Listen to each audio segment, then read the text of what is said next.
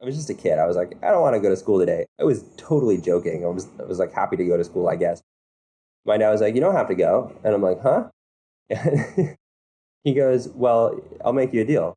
If you stay home, you have to read all day, um, or just read a book, like learn something. You don't have to go to school, but like the deal is you have to read a book. I'm like, okay, that's a pretty good deal. And he's like, yeah, any day don't want to go to school, just read and learn something. Because whatever they're teaching you, it's like you get to decide what you get to learn, right?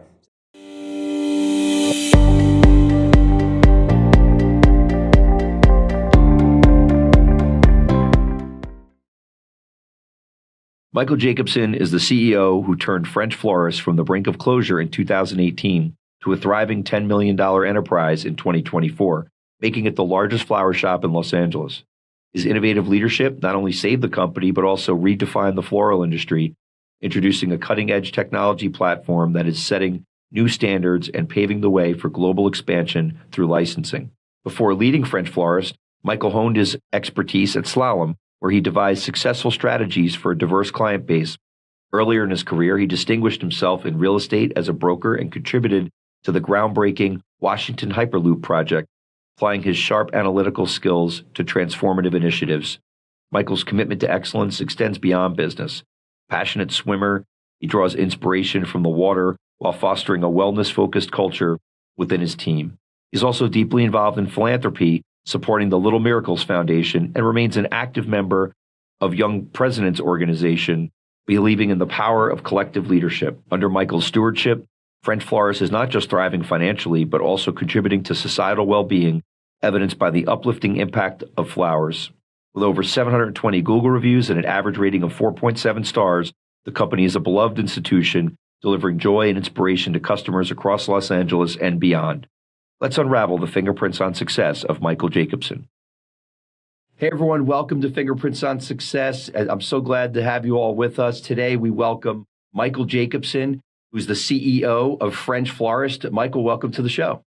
Hey, Bill, thank you for having me. Love it. No, it's our pleasure. So I know you're in Los Angeles, and right now as we record this, it's wintertime. Or the end of wintertime. So we're finally starting to warm up, but you get to enjoy nice weather all year. So I'm envious of that. But let's talk a little bit about French Florist and your entrepreneurial journey on how you got into this business and how do you get to where you are today in building this company? Tell us a little bit about your journey. Yeah, absolutely. I think that probably not the first one to say it's pretty hard to predict the future. If you asked me 5 years ago where I'd be today, and Bill, I'm almost curious for yourself too. If you're asked your 5-year younger self or even 10-year younger self, it's almost impossible to try to predict the future. And so it's been an amazing journey, and it's just kind of looking backwards, connecting the dots has been amazing. But I'll walk you through kind of how I got to where I am. If you ask me what it's going to look like moving forward, your guess is as good as mine. But we have some ambitious plans, and I'm excited to share them with you today as well. Where I started was, I've always kind of had the entrepreneurial spirit. Was raised in Southern California in a little small town, and wanted to get out and go to a big college. I went to school, University of Washington up in Seattle, studied business to try to satiate that entrepreneurship hunger. Ended up graduating and kind of was at a fork in the road, and it was like I could join a startup, we could try to start my own company, but you hear all the risks of how many startups fail, and I didn't cut my teeth in kind of the quote unquote real world, right? I was still coming from an academic environment, so ended up jumping into a corporate consulting job. Very traditional, bunch of, if I'm allowed to say it, a bunch of old white guys in suits, Okay, and kind of a boardroom environment. And don't get me wrong, it was an amazing firm, and I'm not just saying that, it was, and I learned a lot, but it didn't feed that fire in my belly, didn't satiate the entrepreneur spirit. So after a few months of working there, I realized, this is not something that I want to do. It's not the wall that I want to put my ladder against for the rest of my career. And so I ended up working there for a little over a year to follow through with that commitment. And about a year into working there, I kind of had my ears perked up on different opportunities that were more entrepreneurial. I got a call from my uncle. My uncle owned a flower shop called French Florist, and it was based down in LA, kind of near where I grew up. And he said, Mike, I studied finance and entrepreneurship in school. And so he said, I want to try to sell my business. And I've kind of been interested in the sell side of things. And so was happy to help him. He was family, he's my uncle. And so came down to Los Angeles to check it out, and ultimately came into his business to help him sell. And kind of really fast forwarding, long story short, and happy to dive into any rabbit hole you want. I ended up falling in love with the business, ended up taking it over from him. It was a very traditional mom and pop, your very average flower shop, and was kind of the 1-800-Flowers FTD style shop that was, kind of the, high volume, kind of low cost flowers. It had good bones and great culture, but it wasn't making money. So it was really tough to sell the business too. So ended up coming out. That was 6 years ago now. And since then, we've turned it into, we're the largest flower shop in Los Angeles. We own 6 or 7 locations now. We're rolling out a nationwide franchise program and doing it in a really interesting way too. So we're really shaking up the floral industry and challenging the status quo, especially when you think of 1-800-Flowers and some of the old models out there. That those are models that are not necessary to have any more of these intermediaries that exist. So that's kind of how we got to where we are today and where we are looking forward. So, this is a classic turnaround story, right? You come in, business isn't making any money, it's family, you're trying to figure it out to help your uncle. You ultimately decide, hey, I really like this business model. I think I can make something of it. You make a deal with your uncle. Now you own a mom and pop flower shop with a vision to make it bigger. Talk to our entrepreneurs out there a little bit about the turnaround, because people like so many entrepreneurs, even very successful ones in fact, mostly very successful ones will look for the struggling business. And as you described it, that has good bones where they see a vision of what it could be, even though it's not making any money. I mean, I think of one of my clients that comes to mind immediately, who's been in a lot of businesses, but he found a building supply company that didn't make any money whatsoever, and turned it around completely to a multi-million-dollar operation. He bought a car dealership that was dying, turned that around into a multi-million-dollar successful operation, and so on. So tell us, what do you do? Walk us into day one. There you are. Now you're the owner. What's next?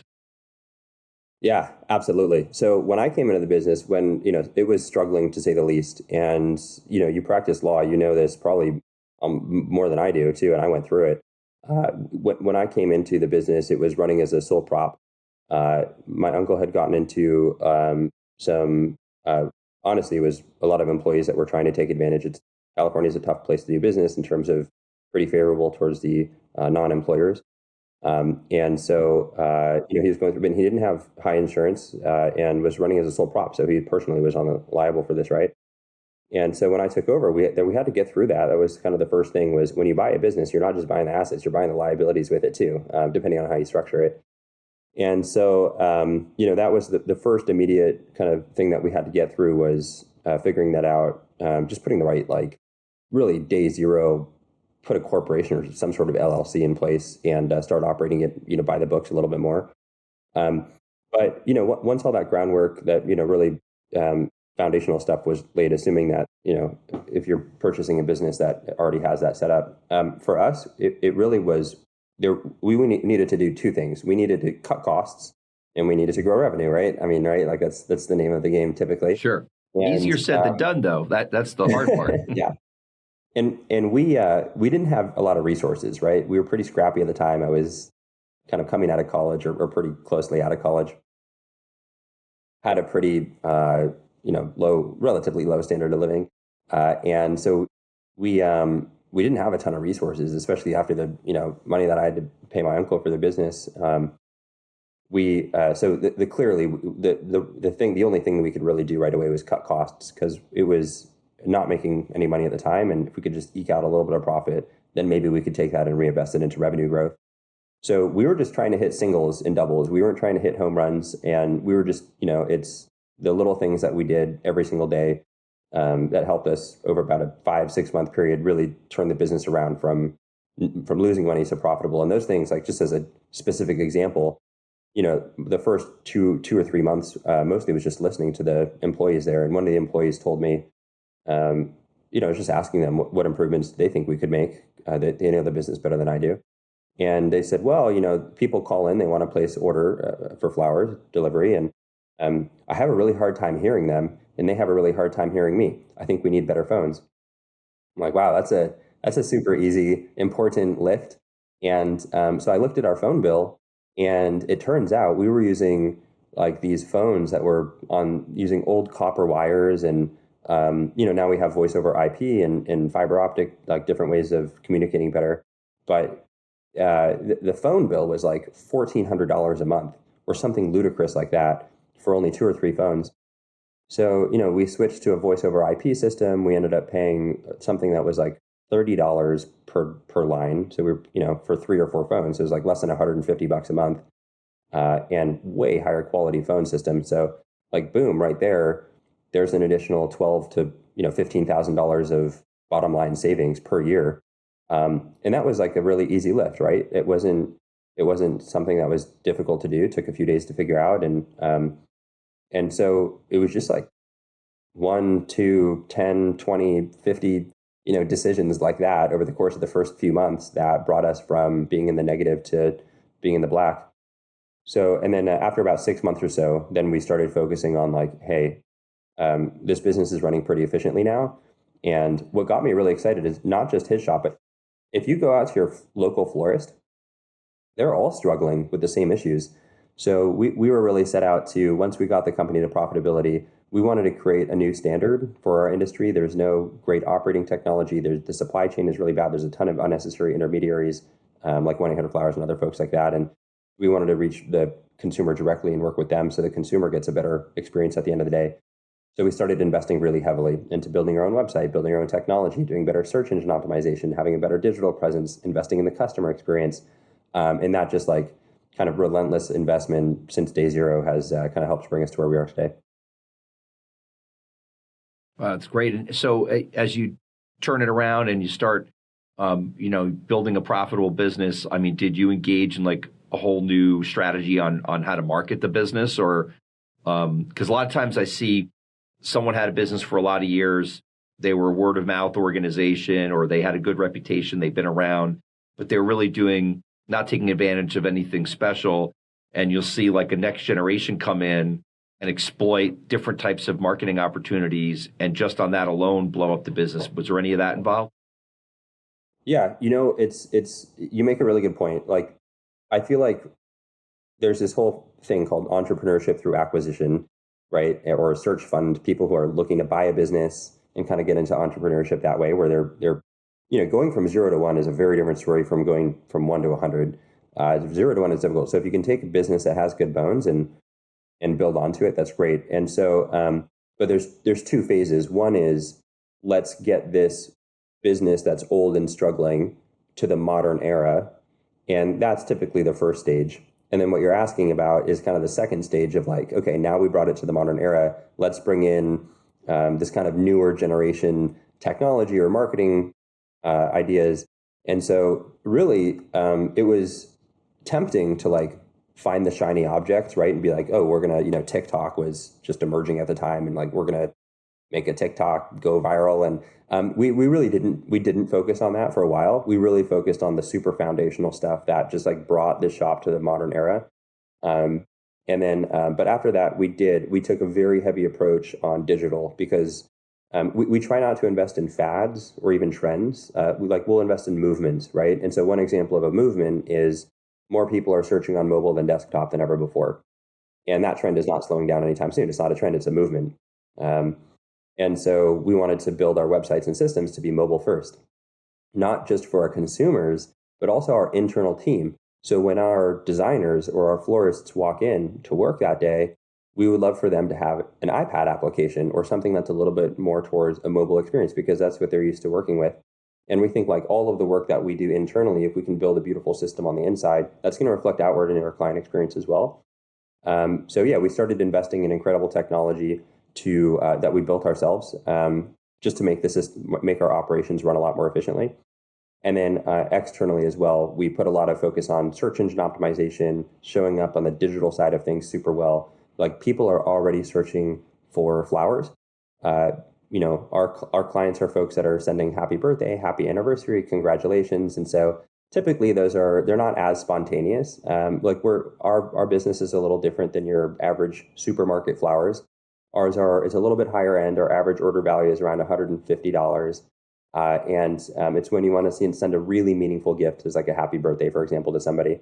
You're going to go online and you're going to search flower delivery New Jersey, flower delivery Hollywood, like wherever your recipient is, right? And like we need to make sure we're showing up number one.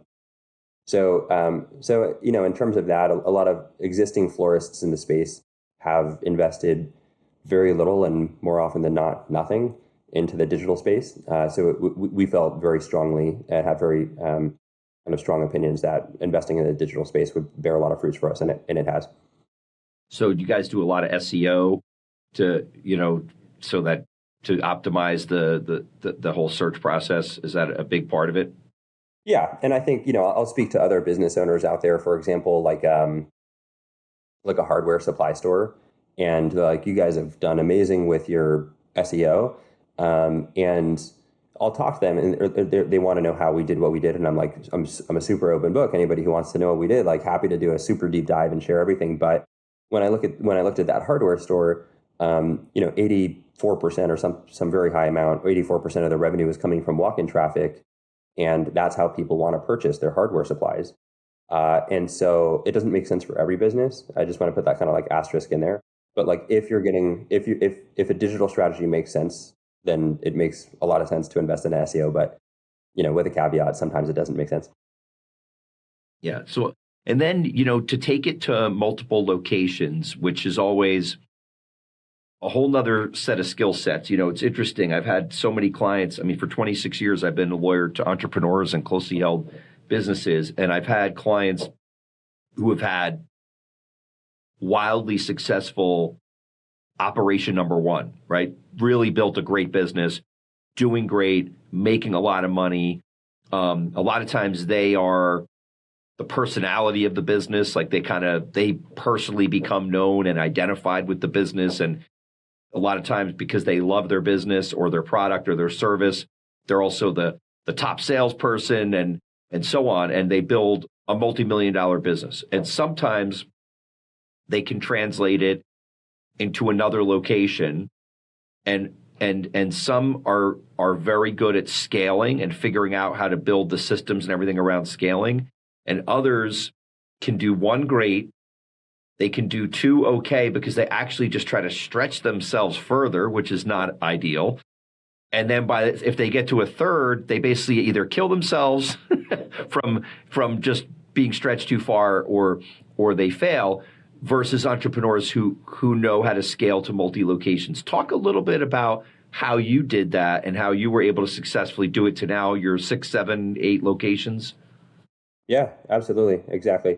So we did have profound success in our first location. And when we launched our systems and technology and the marketing programs that we have today, amongst a whole host of other suite of things on how we improve the business, we went from doing, pretty much nothing to $600K in revenue to 1.2 million the next year to 2.6 million the next year to 4.7 the next year to 9.6 the next year out of one location, right? And so, and then after that, we started to hit saturation in that market about 4 or 5 years in, and so we said, interesting, let's open up another location, and like maybe this was all beginner's luck.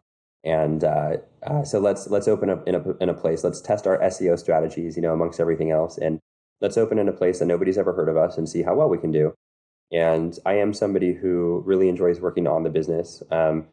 There in the early days, don't get me wrong, I was there. I was sleeping on a mattress inside the flower shop and getting it done.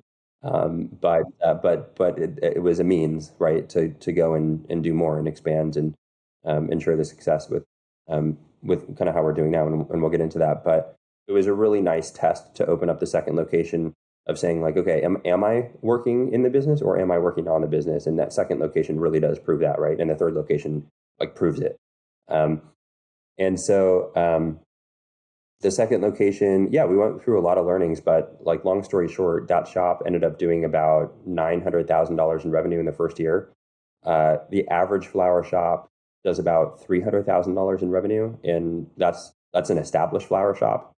So we opened a flower shop from the ground up, did 900K in the first year, and we're like, okay, cool. Like you said, second location is a good test, but third locations is where things get proved, right? So we're like, okay, we're going to open a third location. We opened a third location. That one was our smoothest opening that we had so far. It did 1.1 million in its first year. It did north of 1.7 million in the second year. So great growth year over year. And we're like, wow, we have something really special here. And so, happy to dive into any of the learnings and challenges and in that. But it kind of brought us to where we are today. And we're like, interesting, we can, from here, what do we do with this? Like, we have a model that has a lot of validation that, the systems and technology paired with a great, great hiring practices, because that's important too, leads to really great results. We're making money. And do we want to just keep it a lifestyle business? Or do we want to like really kind of go after the initial thing that we had our eyes on of like, the floral industry is kind of messed up, and we would love to help solve that pain because we don't see anybody else doing it. We're happy to be the ones that at least give it a try. So we were like, okay, so we could expand and open 400 corporate locations across America, right? That's one path. Another path is we could take the technology that we built out and we could start licensing it to other florists. We could become a tech company, right? These tech companies are getting insane valuations. They're losing a lot of money, yet somehow they're valued at like some $1 billion, right? Right. Recurring revenue. Everybody wants recurring revenue. 100%. Exactly. And, we I feel very, sitting in the seat that I'm in, there's a lot of privilege to be able to make the kind of decisions that aren't necessarily chasing money, because the way that we look at it is, it's a freedom to have it, and it's a great thing, but, it's a means, right? For me, what gets me excited is like, okay, you have a bunch of money. Like, what are you going to go and do with it? Like, those are the cool conversations to have. And so for us, we live by that in our company. We really do. And we have always and will continue to reinvest very heavily. So we're like, okay, well, how do we want to reinvest into this? And we stumbled into franchising. And with franchising, I had a very negative stigma with franchising. I thought of 7-Eleven. I thought of Subway. I'm like, these brands expanded so quickly and really are just not quality brands. You hear horror stories about their franchise owners not being happy, and that was my association with it. I mean, obviously, there's good systems out there. Like you can think of some good franchises, but generally, I was skeptical. But I looked at it, and there's a very special way of franchising that really caught my attention. It's called conversion franchising. And we can work with existing flower shops or somebody who's interested in getting into business for themselves. They can acquire a flower shop that's existing, that's a good flower shop, similar to like I acquired this flower shop, right? And we transformed it into something incredible. Why can't we go and do that? And instead of us owning and operating it, why don't we give them all of our intellectual capital, we'll give them all the tech, all the supply chain, all the marketing, all the financial support, like everything that we've done to make all of our shops successful, we can give to either the florist to turn around their business and get them to heights they've never seen before, or for these folks that are interested in like this entrepreneurship through acquisition route, similar to how I got into it, they can acquire a flower shop or 2 or 3 and turn it into a French florist and utilize our platform to same thing, take that business to the new level. So that's hopefully that's interesting or helpful. No, it's exciting. And what would you say as you scaled, and we'll talk a little bit more too about the whole franchising project. As you scaled to the additional locations, do you think there were kind of keys or little secrets in terms of like mission critical pieces that helped you to scale to the point of that many locations? Yeah, phew, it was a 2-hour conversation by itself, but if I were to try to prioritize the highlights, highlight reel, the one that bubbles to the top real quick for me is that 1 + 1 is greater than 2. Working with a great team is what brought us to where we are today. And I'm not just talking about the leadership team that we have, it's boots on the ground and the front lines as well. So, look, like we try to hire people that are smarter than me. Like we hired a chief marketing officer. He's incredible at marketing. A chief operating officer. He's incredible at building out supply chains in new areas. We hired a chief of staff. She's better at hiring than I am. She knows the questions to ask and how to be pretty ruthless in those interviews. And same, like our designers are very passionate about what they do. Our customer service are very passionate about what they do. Our drivers are passionate about what they do. It's one of my favorite lines I ever heard from the business, just kind of like in passing, a driver was talking to another driver and he said, delivering flowers is like a therapy for me. And he said that when you see that genuine smile on someone's face when you give them flowers, you just don't see that often in the world right now. And it's such a genuine smile. Like it's such a surprise and delight moment when somebody receives flowers. It's special. And that's cool. Like down to the delivery driver, right? Having those kinds of pride in that they're a vehicle to deliver those kinds of, special connections and emotions. So it's a special industry. We try to hire great people, and we wouldn't be anywhere close to where we are today without joining forces with great people. So that above everything else. That really resonates with me a lot because I see that in so many successful businesses. I mean, the importance of every player on the team. I just recently saw this clip. You may have even seen it, or our listeners may want to look it up. If you just literally go on YouTube or whatever, it's called I'll never forget that cup of coffee. I don't know if you saw this. So I'll never forget that cup of coffee. People should look it up and watch it. It's anyway, the punchline of it is the guy tells a story about how he's stuck in an airport on Christmas. It's a true story. And how he decides he thought it was going to be really busy. And it turns out there's nobody at the airport. It's dead. He's early. He's waiting for his plane. So he decides to go get a cup of coffee. And he tells the story of his interaction with this woman who on Christmas Eve is making coffee. And just this incredible customer experience. And, he kind of goes into the details of it. But it really resonates with me. And when I hear what you're talking about, the story with the driver, it's very consistent where, the power of that, if all the players on the team at all the different levels are really bringing that to the table, that kind of attitude or deliverable, it can literally profoundly change a business. So, and I guess that'll be one of the big challenges as you move forward with the franchise, right? Which is how do you've built this great team. And, I don't know if you ever heard of Dan Sullivan, the strategic coach. So yeah. So I've been going to Dan Sullivan for years. I think he's awesome. So a little shout out to Dan Sullivan. But, we talk a lot about, building out a team for a whole bunch of different reasons as entrepreneurs.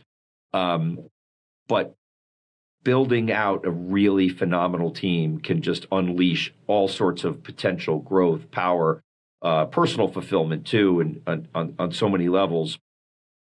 One of the big challenges is taking those skills that you've developed with your team and, stepping and repeating and producing that result for other people who want to do it. What's the thought process on that? Have you, already started planning out how that's going to work? You're hitting on something incredibly important. It's actually the foundational reason why we chose franchising opposed to corporate expansion. Just think about it. We could open 400 corporate locations. We could hire 400 corporate managers to run those corporate locations, pay them a 80, 90, 100K salary. Could even do some sort of profit share with them. At the end of the day, who's going to run the store in a way that's ultimately everything we do is for the customer experience, right? Fortunately or unfortunately, I don't know. We're not just the decision makers of how successful we are. It's the consumer, the person who's buying from us, that in the long run gets to determine if we're going to stay in business for a sustainable period of time. So everything we do, all the tech we develop, all the decisions we make really is to optimize for how can we create the best client experience. But look, if we have a franchise owner and they're making, $150,000, $200,000, $250,000, $300,000 a year on a single location, in profit and they own 100% of that business, my gut tells me, they're going to be more invested in that business than a manager making 80 or 90K. So, when we look at where our job becomes very important on the franchising front, is making sure we're bringing the right partners in. So, we host once a month a thing called Discovery Days, where we have folks reaching out to us that are interested in opening a French Florist, and we host them in person, and we go to dinner the night before. And there's no agenda at the dinner at all, other than getting to know each other personally, because it's really important who we get, into business with, and we have to enjoy who we work with. It's a very much a two-way evaluation where they're evaluating us, obviously, but we're also evaluating them, and it's a very rigorous process for us to even invite them to Discovery Days. We have probably a 0.5% acceptance rate into our system, so 200 people will reach out to us that are interested. One person will typically end up with an award at the end of the day. So we're very selective. We say no a lot more than we say yes. And it's in an effort to, we know we have good systems. We have great systems. We built them. We've proven them. We've opened a few franchise locations. And I'll tell you a story about that as well. But, great systems operated by shitty people, you're probably going to get shitty results. And a great system operated by great people, you're going to get profound results. So, we feel it's our burden as the franchisor to make sure not just for our own success, but every other franchise owner that's coming into the system, they're now operating in an ecosystem of owners, and there's a community aspect there too. So, it's important that we're bringing people into the system that enjoy working with not just us, but everybody else in the community too. So, it's one of the biggest responsibilities that we have as a franchisor is bringing the right people into our partnership. Yeah. And you're not only for their success, but the reputation of your brand that you've built in many respects as you scale like that, it goes to the very heart of your reputation and your brand. As much as all the great things you've done for it, only a few bad apples can cause quite a bit of damage to it. I agree with your comment too about philosophy too. There's something about the entrepreneur has skin in the game, right? They signed the lease for the location, or maybe they bought the location. They borrowed the money for the fit out or the inventory or whatever it is. They have, they are now engaged in the entrepreneurial art of risk taking, and they have skin in the game where their motivation for success is at a whole different level than a job, right? So 100%. Yeah, that's I agree with you. Yeah, and especially you're talking to a guy who comes from consulting too, where it didn't matter if I was right or wrong. There were no repercussions for me, and some people like that. I didn't. I like to be in charge of my own path, as do a lot of business owners, and so no, it's a meaningful thing to have skin in the game in that kind of a way. Yeah, no, and I appreciate that. I mean, I ultimately stayed within the same profession, but I started my career at a worldwide law firm. At the time, it was the third largest law firm in the world, and purposely came to what was at the time a 20-lawyer law firm because I love being an entrepreneur and an entrepreneur within the law, because entrepreneurship applies everywhere. Businesses, services can all change, but at the end of the day, do you love entrepreneurship or not? Do you love building something? Do you love, the ability to be an entrepreneur at a institutionalized corporate, multi-thousand employee type of organization is a lot different than, 20 or 30 people, or a startup even more so, but a small operation that's still trying to find itself, opens the door to your creativity and there's a lot of excitement in that. Let me ask you this, because, you put in some real successful results, and it's exciting and it's continuing to grow. This is a whole new frontier now. When you think about, you reflect on the journey so far, do you think there were certain philosophies that you had along the way, or kind of non-negotiables, if you will, that were hey, it's because of this type of non-negotiable that we're here now, right? Yeah, totally. Again, the thing that comes to mind immediately is my dad, when I was growing up in elementary school, I didn't love going to school, especially in like fourth, fifth grade. It was like all fun and games until like, oh man, like got homework, I got real stuff to do. And I was just a kid. I was like, I don't want to go to school today. I was totally joking. I was like happy to go to school, I guess. My dad was like, you don't have to go. And I'm like, huh? And he goes, well, I'll make you a deal. If you stay home, you have to read all day, um, or just read a book, like learn something. You don't have to go to school, but like the deal is you have to you have to read a book. I'm like, okay, that's a pretty good deal. And he's like, yeah, any day you don't want to go to school, just read and learn something.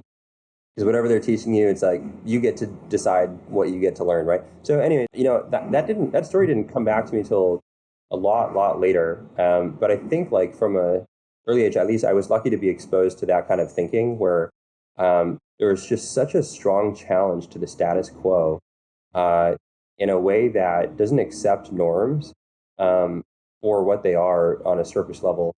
And so when I came into the floral industry, um, I was able to ask questions and challenge. And like, I've been described as somebody who likes to just kick up dust. I'm not kicking up dust just because I like kicking up dust. It's like just to really understand, like, does the dust need to be there?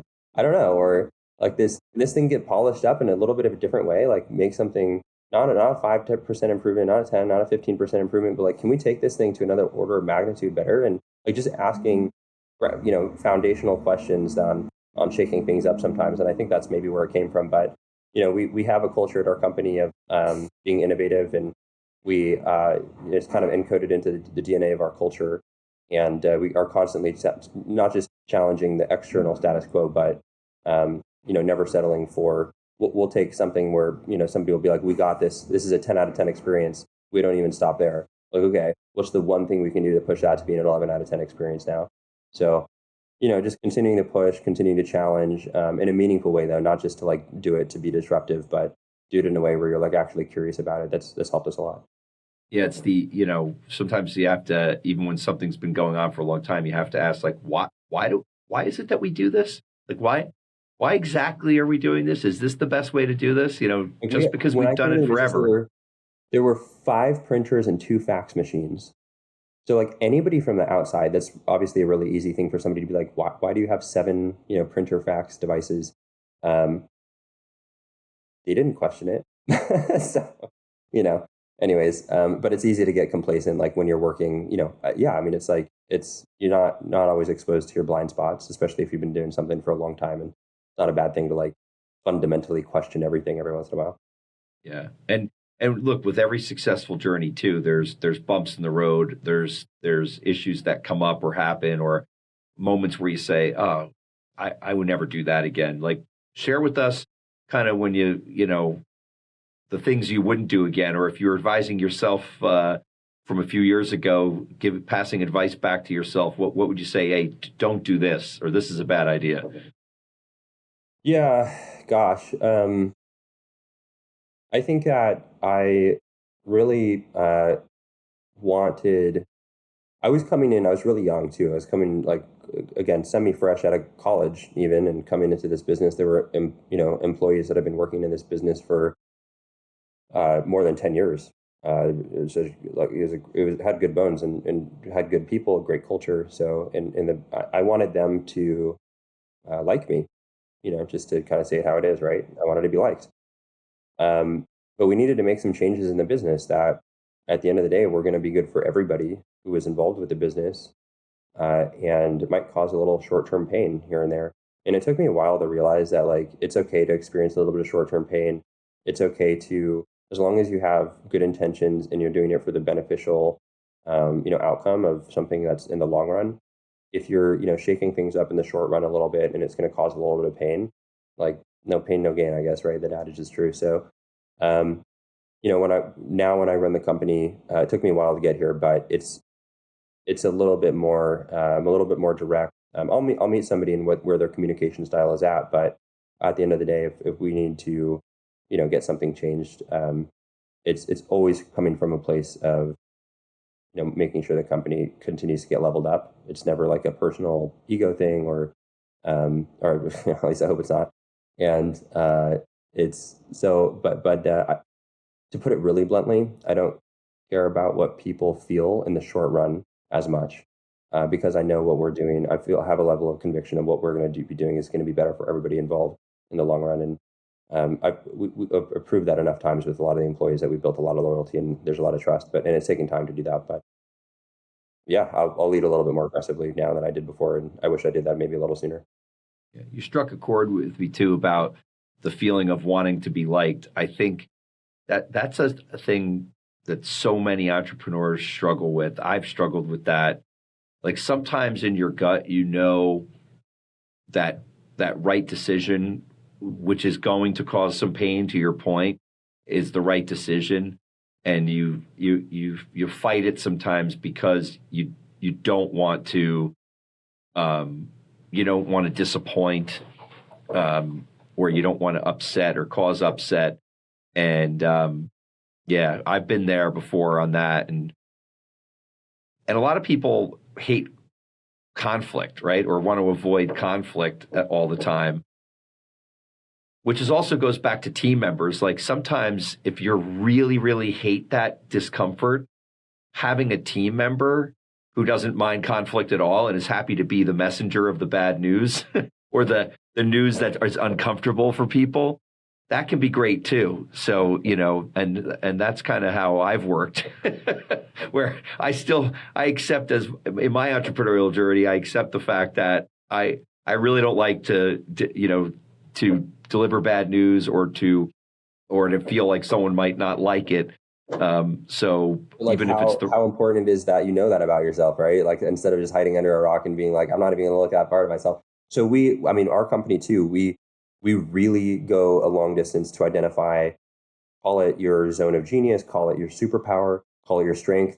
Like, what are you really good at? And like, we're going to double, triple, quadruple down on that. And like, whatever you're weak at, like, we're not even going to pay attention to that. We're just like, let's play to your strengths. But to know what your weaknesses are and acknowledge them and then fill those gaps in, that's very important. So yes, it's fantastic. Yeah. Great. Yeah, that's another great Dan Sullivan piece there too, is always putting people where they're working at their unique ability at all times, right? Rather than pushing them into spaces that's not a sweet spot for them. Yeah. So now, it's interesting. You started out so young at this business, right? Basically right out of college. I mean, other than a short stint in working, did you have any mentors along the way that that you leaned on, or that were advisors, or that you felt made a difference for you? Yeah. I did. I read a lot. I read a lot of what interests me. If I'm going through a challenge in the business, um, I'll read about that topic because there's really smart people that have put decades and decades worth of their knowledge and experience and probably have spent hundreds or 1,000 hours, maybe even writing that book. And that's like pretty remarkable to me that you can go to the bookstore, like go on Audible and pick up the audiobook for like $12, and like it's like basically somebody's life work for $12. So that blows my mind. And so my mentors, I mean, that's like I could pay a coach, I could pay it, but like for $12 and getting somebody's life experience, like that's pretty cool to me. So the way that I've picked up, like Dan Sullivan is a fantastic mentor for you. I've read a lot of his stuff and his phenomenal stuff as well. So I mean, he's on the list. But there's a lot of folks that have just pushed content out there that is awesome. So I didn't necessarily have somebody who was kind of like personally coaching me or that I could go to.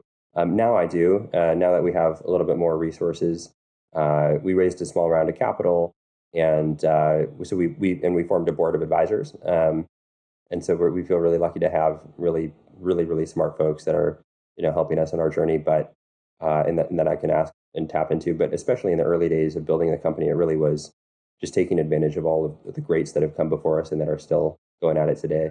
And that's helped us a lot. Yeah, it's great. And I love the way you kind of put that. I never really thought of it in that context, that for $12, you get someone's life's work, which is really true. I just never thought of it in that way before, which is kind of interesting. I love the idea too of the board of advisors, as I've always feel I never want to be the smartest person in the room, right? I always want to be surrounded by other people who I respect, who have different experiences, different backgrounds that you can ask questions to, and just get different perspectives to help you make better decisions, which I think is great. Whenever you can surround yourself with as many talented people as possible. Some people are incapable of doing that. Some people, their ego gets in the way. They're not very good at listening to others. And I think they have a harder time with their entrepreneurial journey too. Those people, or there's certain limitations to their journey. There's always exceptions. There's always some ruthless narcissist know-it-all that ends up being successful. It happens, but a lot of times it doesn't happen. So, I think it's that. Yeah, 100%. I think I have no idea if my ego gets in the way sometimes of like, if I'm asking that question, I'm sure it does, right? And so like we all have it. But what what really I feel like there is a deeper why. Okay, so like Simon Sinek, right? One of those guys that has pushed a lot of content out there, and it's very simple content, but it's powerful, and it's like start with why. That's helped us a lot. And anything that I do is like I kind of ask myself, am I doing this for my deeper why, or am I doing this for an ego reason? I know it's one or the other. And if I'm doing it for like the greater why, then it's like something that's greater than me. So that's the way that I approach it. I kind of try to fight that battle and make sure my ego doesn't get in the way. But yeah, you're right. I mean, I feel like the Theranos and like the WeWork story, these are like, folks that are leading companies that are, they're the leaders of their company are like wild, right? And like, I don't know, I guess both of those ultimately ended up failing. But anyways, yeah, it's a lot of personal different ways of going about things. Interesting. Yeah, and I think on some level, part of being successful is having a certain level of confidence too in yourself and what you're doing, and people can interpret that all different types of ways. If you don't have some level of confidence or think that you've got certain things figured out, it's hard to plow forward. So I think there's kind of a fine line. You mentioned Cynic and the why statement. So since we're on that, what's your why statement? Okay, I like it. Asking the tough questions. This is where we get down into the good stuff. Well, I might have to ask you about yours too. So you're next. I think that when I was out of college and out of corporate, I just started operating a flower shop, and was in a weird space because I didn't really coming from an academic environment, so much structure. Like life was almost, the path was carved for me, and I was just kind of following it. Kind of easier to follow than lead, right? As an entrepreneur, you're like, you're leading the way, and that's effing difficult, right? And so, when you come out of the academic environment too, for me at least, it was challenging to be like, okay, like there's zero structure here. Like I have complete control over my path, and like it's almost overwhelming. So, and I know, and then I left my corporate consulting job and was like lost. I just felt very lost, almost on an existential level, right? So I was lucky as well. I had some resources where that I could tap into. One of those resources was my aunt. My aunt is from South Africa. She came. My family emigrated from South Africa to the States, and my aunt ended up moving to Mexico to start an orphanage. And so, crazy story, but ended up going down to southern tip of Mexico to visit her orphanage and try to figure out life down there. And because I called her, I'm like, hey, I'm really struggling. I don't know what to do with my life. Like, you're doing something on this end of the spectrum. My dad's like a doctor who like, he's not going to retire. You're going to have to pry the scalpel out of his hand to get him to retire, like that kind of a doctor, right? And like on that side of the spectrum, I'm like, I don't want to do either one of those things, but like I've followed my dad's path. Like, let me go explore the other side of the spectrum. So I went down there, spent 2 months with them. It was an amazing experience, and I was just teaching these kids English and teaching them math, spending time with them, and really it's just an amazing thing that they're doing down there. But at the end of the day, I was pretty burned out at the end of every day, and that got under my skin a little bit because I'm like, okay, I'm spending my time giving back and like living a life of service, but like mentally I'm like, oh, I'm doing the right thing. but like physically or whatever else was going on, I'm like, oh, I'm really tired. I'm really burned out. Like I can't keep doing this. It's not something that is sustainable for me. And so, and yeah, and that bothered me. So I did some really, really deep reflection down there. And I said, okay, I love business. I really love business. It gives me energy. This is unfortunately taking away from my energy, no matter how, hard it was to say that. Um, I love business. And so, I was like, but my mind clearly is really drawn to like living a life of service. Um, and so like, I really did some soul searching and try to figure out, is there a way that we could, or I could, kind of live a life of service using business as a platform to go and do that. Cause like, I love business. It fires me up, gives me a lot of energy, and like, it would make me feel good to, approach that in a more service oriented way. So, I had just jumped into this Floral opportunity, and it became really interesting to me where it wasn't necessarily something that I could realize immediately, but like if we got this business to be really successful, if we could scale this to something bigger, not even a nationwide thing, but just something bigger, maybe then I could use the business as a platform to go and do more, right? Whether it's financially giving back or using the business as a platform, turning it into a nonprofit one day as the franchisor, and the franchise locations can certainly operate for profit. But so anyways, we now that we have a lot more resources, we are starting to put our money where our mouth is, and have started a lot of corporate social responsibility programs. We're the founding partner of a program called the Little Miracles Foundation that helps orphans and orphanages in need. So doing a bunch of really interesting things there. So, the why is I'm not 100% clear yet. So you're finding me in the middle of my journey here, but it has something to do with combining business and some sort of social responsibility. Leaving the earth in some place better than how we left it. Yeah. Well, yeah, you're able to use the thing that gives you energy to also do good things. And a friend of mine always loves to say that it's okay to do well while you're doing good things. 100%. Yeah, and they're not mutually exclusive. Yeah, exactly. Some people think they are mutually exclusive. Yeah, yeah, exactly. They are, and that's the norm. It's like, are you going to do good, or are you going to go be a corporate evil empire? And it's like, well, I'm going to challenge that a little bit. We'll see. Yeah, yeah. No, I think it is great too to kind of explore what makes you tick, because I think the more you understand yourself, actually, the better you can be at all the other things that you're doing, and also try to play in that space where you're at your best. And that was kind of a breakthrough for me too. So Bill, what's your why? How'd you get into what you're doing? And So for me, the why is I realized about myself that I like to take my knowledge, influence, and relationships that I've developed throughout my life and my career to be a hero to others. And it kind of flows through it was like an aha moment where I realized it kind of flows through like everything that I do, from family to profession to, fill in the blank. Like I didn't understand, like some people, my wife would say to me, like, you're a glutton for punishment. Like you're a balloon arm. You're always wanting to like do something when you have no time to do something. But then I realized, like coaching youth sports, and when you're busy as heck and you've got a lot of commitments, and like I can't be the assistant coach, got to be the head coach. And when they say, wouldn't it be great if you served on your town council?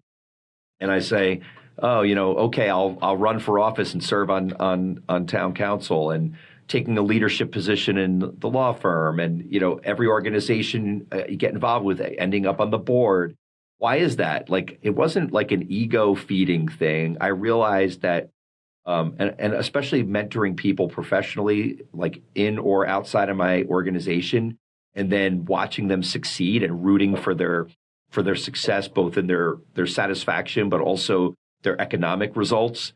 Like helping someone who's making a living earn over $1 million and watch them get there. And I realized that I have this like hero complex, like where I just get a total charge out of that. So it could be in any little sector of life if I can play a role to do that. And I think it's probably why I was drawn to being a lawyer, and in particular to entrepreneurs, because it just puts you in that position all the time where you have that opportunity to execute on that. So yeah, I have to give a shout out to my friend Renee Schubert. So she's an executive coach. I've known her for a long time. She's a friend, and we were sitting at an event one time talking about Simon and the why statement. And she looked at me and she goes, "Bill, did you ever do a why statement?" And I'm like, no. And she's like, "I've helped so many people do this. Take out a piece of paper." Next thing I know, 25 minutes later, I have a statement. So anyway, shout out to Renee for that. But back to you. Let's No, go that's back awesome, to you, Michael. Bill. And I have to tell you too, like the superpower stuff is phenomenal because like I wouldn't be here sitting talking to you if you didn't take on the opportunity to like make a podcast and like. So, anyways, it's phenomenal, and clearly the benefit, the network effect, and the halo effect that you have is phenomenal. With that kind of that's your zone of genius, is your superhero complex is the funny way of saying it, but that's awesome, remarkable stuff. Very cool. Thank you. Yeah, well, thanks for pointing out too. The podcast is like the whole motivation behind it was like we have this ecosystem of entrepreneurs, and people love learning and hearing the stories of other successful people. So why not create a system or an ecosystem and a podcast where we're talking to entrepreneurs about their success all the time, that people can kind of hear and share stories and, in essence, be heroes to each other in the process, which is really cool. So, next question I have for you really is just kind of, when you get out of bed these days, right, and you jump up in the morning, like what's got you fired up? What's got you excited and pumped up as you get going every day? Yeah, such a good question. It's like running a business is pretty logic driven so much of the time, and I am historically I've been pretty like headstrong in terms of like thinking through things through logically. More and more lately, we've been doing I don't know if it's just because I've been working on it lately, but we've been going through a little bit of a brand. Like, what's the why behind why are we doing as a company what we're doing? How do we want to show up in the marketplace, and how do we do something that's like more deep and meaningful than like just creating a beautiful aesthetic?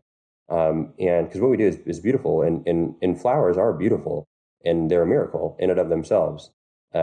But what's even more interesting to us is like we are the humans that are interacting with these flowers and giving these flowers meaning, and it's at the intersection of both the flowers and the nature where this message is found. It's like it's not really about the flowers, and it's not really about anything else. It's like because so many people are giving a gift of flowers to somebody else. It's not about the flowers, it's about the message, right? That card message that goes with it. And the flowers are the vehicle for that message. But then like go even deeper than that, right? What's the emotion that's being conveyed? Well, it could be for a birthday, it could be for an anniversary, it could be for a sympathy, it could be for, congratulations or just because. But no matter what it is, if it's sad or if it's, apologies or if it's congratulations or if it's celebration, right? It's the message that's being conveyed is about love. And it's conveying the message that you are loved. When you are giving and when you're receiving flowers, you're saying that you love that person in some way, shape, or form. And it's this unspoken gesture that is really interesting to us. And so we've been doing a lot of like brand work on, how we're showing up in the market and doing a little bit of deeper thinking about not so much on a logical level, but on a like how do we want to make people feel and what's like the meaning behind, what we're doing on a greater level. And so, when I get out of bed, I get really excited about that kind of stuff. I love the technology. I come from a background in finance too. And so like that stuff is really interesting to me and I like it. Like I can be a freak in the sheets, right? Like I like my Excel, but the more qualitative stuff has really been something that gets me really excited and kind of like feeds that energy in a way that the logic-based stuff doesn't. So, I don't know. It's a mix of it all. I think as entrepreneurs and as folks that are running businesses, we're in it for a reason. Nobody said it was going to be easy, but like it's different day every single day, and it's super engaging. And it's like not supposed to be easy. It's like we're glutton for punishment. I don't know. That phrase was pretty funny. It's like we enjoy the challenge, and if we're not growing, we're dying. And so if we're not thinking about things in a way that like how can we change our industry or leave this world in a better place? I feel like we're working on every day, and like that enough is plenty of energy to get me out of bed. Yeah, well, absolutely. And you nailed it too when you said, if we're not growing, we're dying. That's a philosophy. I think anyone who owns a business, like there cannot be stagnation. You can't just sit back and say, yeah, this is good, because then you've just started the dying process, right? You always have to be evolving and going forward to avoid that. So, Michael Jacobson, CEO of French Florist, really excited. Thank you very much for coming on. Excited to see what happens with your franchise project and to watch that grow and take off. And for people who are interested, for our listeners, for people who are just intrigued, interested, want to learn more about you or the company, what's the best way for them to find you? Yeah, we love it. Send me an email, shoot me a text. I get that. I'm a millennial or Gen Z. I don't know what I am, but I'm of the generation where I get the dopamine rush when you send a message. So like, send me all the messages, give me my dopamine hit for the day. My email is a great way to reach me. If you're interested in learning more about the franchise, if you just want to bounce ideas around and being a sounding board, there's so many folks that have given to me, and I'm happy to just like be a sounding board or just listen to interesting ideas from you. My email is michael@frenchflorist.com, and really don't hesitate to reach out. Awesome. Well, Michael Jacobson, thank you so much. Really grateful to have you on the show. I think it was just really a lot of fun hearing your story. And we want to keep, stay in touch, because we want to keep hearing your story of success and how you continue to grow your company. Would love to. That sounds phenomenal. Awesome, Bill. We'll keep in touch then. Thanks for coming on.